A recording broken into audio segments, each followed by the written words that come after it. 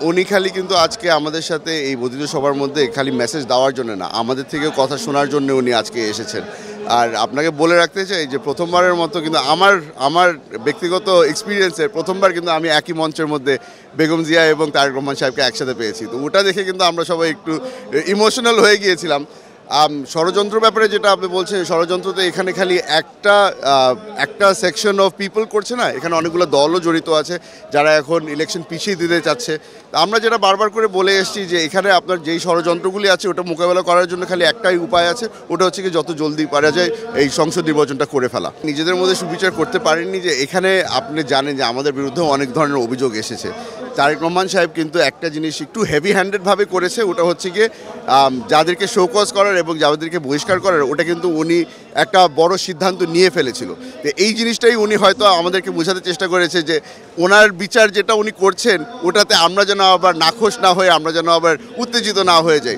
উনি যেটা বারবার করে বলেছেন আমাদেরকে যে উনি কিন্তু সব কিছুর রেফারেন্স নিয়ে সব কিছুর তদন্ত করেই কিন্তু উনি এই সিদ্ধান্তগুলো নিচ্ছেন।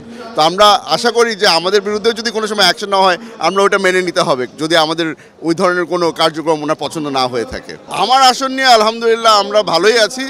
অনেকদিন পরে আমরা জনসভা করতে পেরেছি। কিছুদিন আগেও আমরা একটা রাঙ্গুনিয়াতে একটা জনসভা করেছি।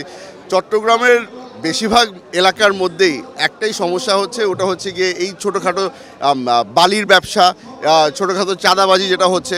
চেষ্টা করছি যে যেই মানুষগুলো এগুলোর সাথে জড়িত আছে ওদেরকে চিহ্নিত করার, ওদের বিরুদ্ধে অ্যাকশন নিয়ে নেওয়ার। আপনাদেরকে যদি এখন সত্যিকে দেশের মানুষের সাথে মিথ্যাচার করে তো আর লাভ নাই। এখানে আমি বলবো যে আমি ব্যক্তিগতভাবে 60-70% আমরা সফলতা পেয়েছি। আর খালি আমরা দল হিসাবে না, এখানে কিন্তু জনগণ, আমাদের এলাকার মানুষ যারা আছে তারাও অনেক সচেতন। ওরাও এখন আস্তে আস্তে করে অ্যাক্টিভ হয়ে যাচ্ছে, পলিটিক্যালি অ্যাক্টিভ হয়ে যাচ্ছে। তারাও অনেক সহযোগিতা করছে আমাদেরকে এই মানুষদেরকে চিহ্নিত করার। একটা নতুন রাজনৈতিক দল করা কিন্তু সহজ না, এটা অনেক পরিশ্রম করতে হয়। যেই পরিশ্রম অলরেডি ওনারা করেছে, এদেরকে আমরা স্বাগতম জানাচ্ছি পলিটিক্যাল ফিল্ডে। তবে একটা জিনিস মাথার মধ্যে আপনাদের রাখতে হবে যে একটা এক্সপিরিয়েন্সের বিষয় আছে। তারা এখানে নতুন এসছে, কিছু ছোট ঘটনা হবেই। আর আমি জানি যে এই ধরনের ঘটনা সামনেও হওয়ার সম্ভাবনা অনেক আছে, কিন্তু এই ছোট এক্সপিরিয়েন্সগুলোর থেকে তাদের শিখতে হবে। শিখে সামনে আস্তে আস্তে করে ওরা ইমপ্রুভ করবে।